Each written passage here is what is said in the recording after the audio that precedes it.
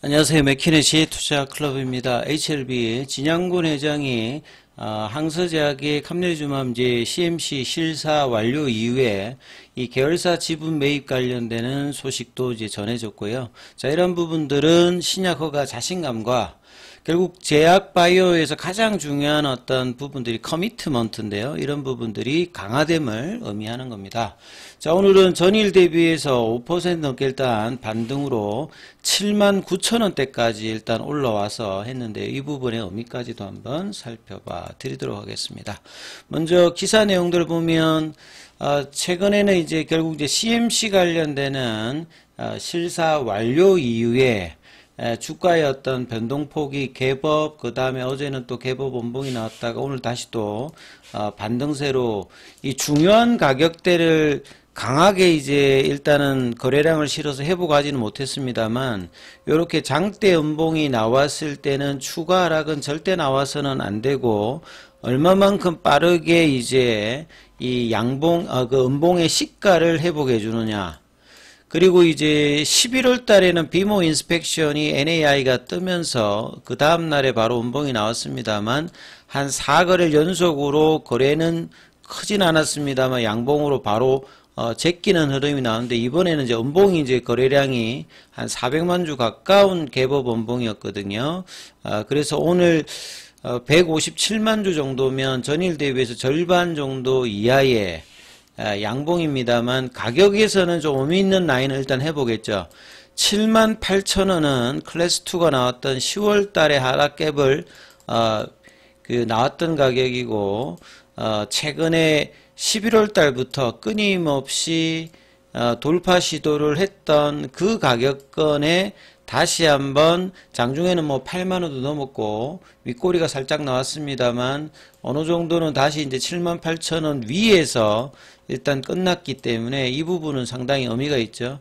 그리고 아침에 이제 분봉으로 보시게 되면 양봉을 나오고 10시 전까지 이제 거래를 실었다가 크게 움직이질 못했죠. 78,000원 기준으로 보면. 그러다가 12시 넘어가면서 이 거래가 증가되면서 오후에 이제 거래가 꾸준히 이제 지속되는 흐름을 보이면서 종가 관리 시간 2시 반 이후에 살짝 좀 내려갔습니다만 그래도 78,000원 윗단 79,000원 5.76%의 상승 흐름은 상당히 좀 의미가 있다. 그래서 내일 이제 금요일이잖아요. 그래서 어제 나왔던 원봉의 시가 라인 부분까지 그러니까 8만원대의 회복과 더불어서 이 8만 3, 4천원대에 대한 어떤 원봉의 시가 라인까지 양봉으로 돌리는 흐름이 나오는지를 살펴봐야 되는 지금의 자리는 이제 하락의 어떤 구간을 주어서는 안 되는 이제 구간이기 때문에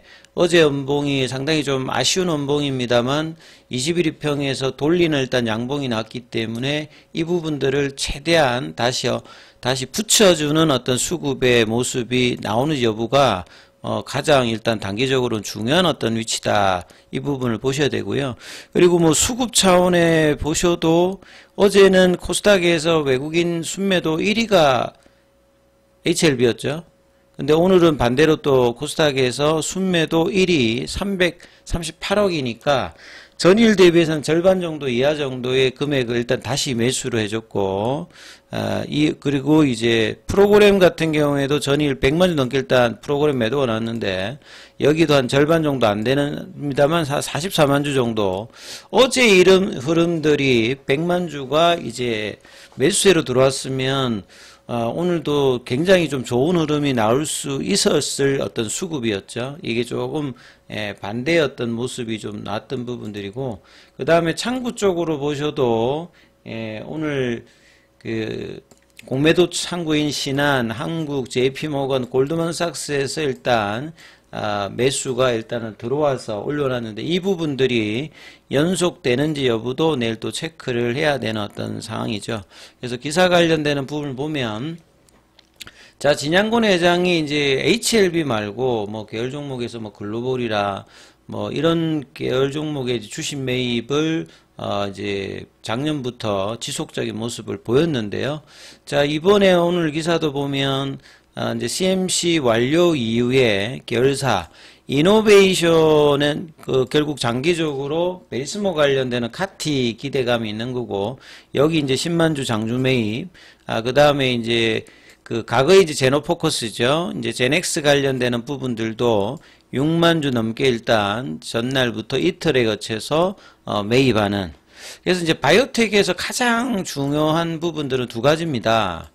결국은 이 장기적으로 자금 조달을 해서 R&D를 해가지고 긴 기간 동안에 이 신약 개발을 해서 성과를 내어서 퀀텀 점프를 해서 이제 매출을 만드는 비즈니스 모델이다 보니까 장기간 자금 구조를 원활하기 위해서 이런 어떤 선제적인 재무적인 어떤 안정감을 갖추느냐, 벌어서 이제 이런 구조를 못 만들기 때문에 외부에서 자금 조달이라든지 이런 어떤 부분들을 하는 능력 자체가 바이오텍에서는 굉장히 중요하거든요. 그래서 이제 이런 부분에 할 수 있는 게 뭐 라이센스 아웃을 한다든지 아니면 신약 개발인데, HLB는 라이센스 아웃에 대한 어떤 부분보다는 직접적인 최종까지 가서 직판을 통해서 아예 퀀텀 점프를 하는 이제 사업 구조로 중심을 잡고 이제 지금까지 왔기 때문에 더더군다나 재무적인 안정감이 굉장히 중요했는데,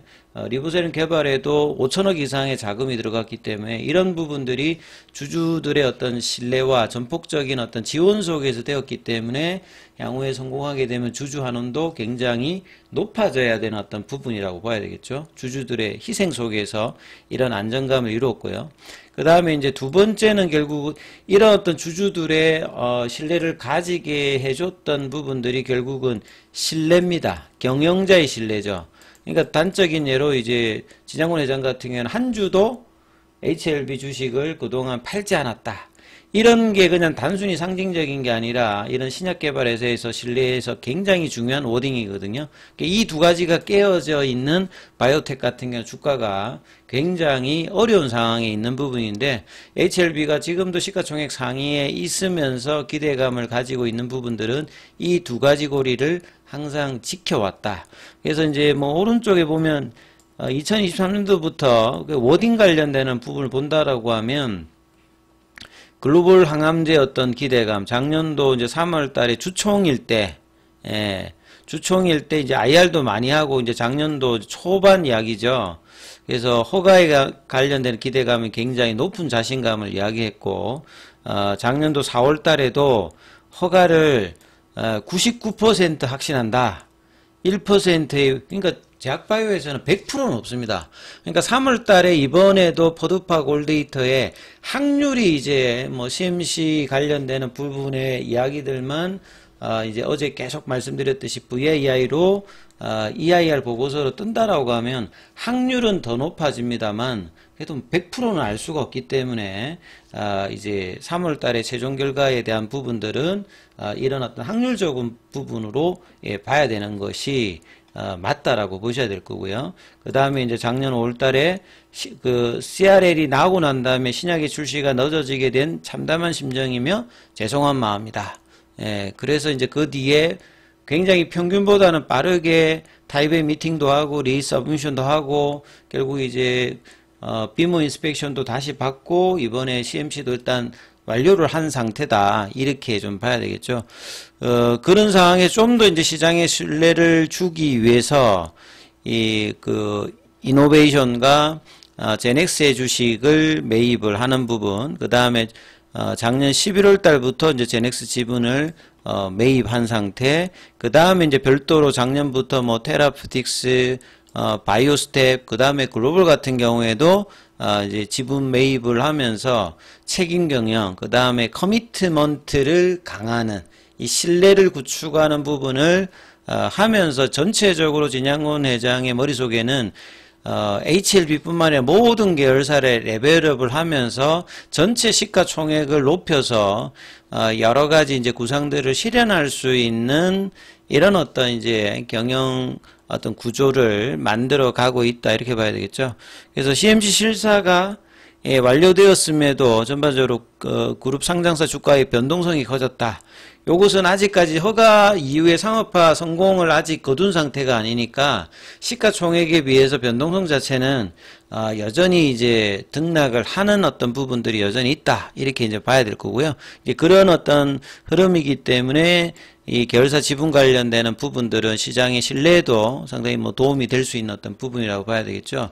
자, 그래서 뭐 그 이에 나왔던 부분들은 지속적으로 며칠 동안 설명을 드렸던 부분들이니까 이 부분들은 거의 뭐 동일한 내용이다, 이렇게 보시면 될 것 같고요. 그리고 핵심 자체는 결국 이달에 얼마나 빠르게 항서제약이 CAPA 리스판스를 FDA에다 보냈느냐.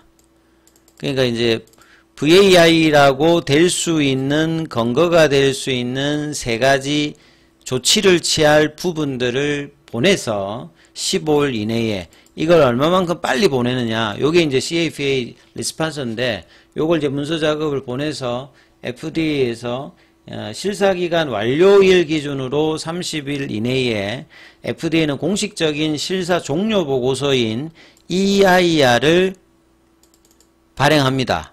여기에 이 세 가지 부분이 미진한 부분들이 처리되었다라고 하면 승인받는 데는 NAI나 VAI만 뜨면 되거든요. 그래서 여기 부분을 등재를 시켜주면 CMC 관련되는 부분들은 이제 종료가 되는 거예요. 문제가 이제 없는 걸로 끝나기 때문에 이 부분들의 어떤 이제 일정들이 이달 말 2월달 이제 뭐 초나 중순 정도 한 달 남지 않는 이 기간에 얼마만큼 빠르게 하느냐. 여기에 대한 어떤 기대감이 주가가 어제의 그 연봉을 바로 일단 돌려줄 수 있는 일단 양봉이 나왔기 때문에 그 기대감은 일단 여전한 상태다, 이렇게 봐야 되겠죠. 자, 그리고 오늘 항서제약 같은 경우에는 또 양봉 나오고 난 다음에 어제 오늘은 다시 되돌리는 연봉이 나왔고, 항서제약에 이제 작년 연말부터 연초까지 지금 부진한 거는 중국 증시가 지금 전체적으로 좀 부진하고요. 그 다음에 이제 홍콩 2차 상장 관련되는 불확실성이 있기 때문에 여기에 영향을 계속 받고 있다. 현지 기사들도 보면 대부분 그런 류의 기사들이 많습니다. 자, 그 다음에 공매도 거래 쪽에서는 오늘 1407주 정도가 되었고요. 1월 14일 기준으로 화요일 기준으로 256만 주대였죠. 그래서 재료가 나오고 이 공매도가 거래량이 터지면서 양봉이 터지면서 커버링이 들어가게 되면 신규 매수와 더불어서 합쳐서 수급에 의해서 이 급등이 나올 수 있는 또 구간인데 어제 연봉이 이제 이런 부분에도 영향을 이제 뭐 주겠죠.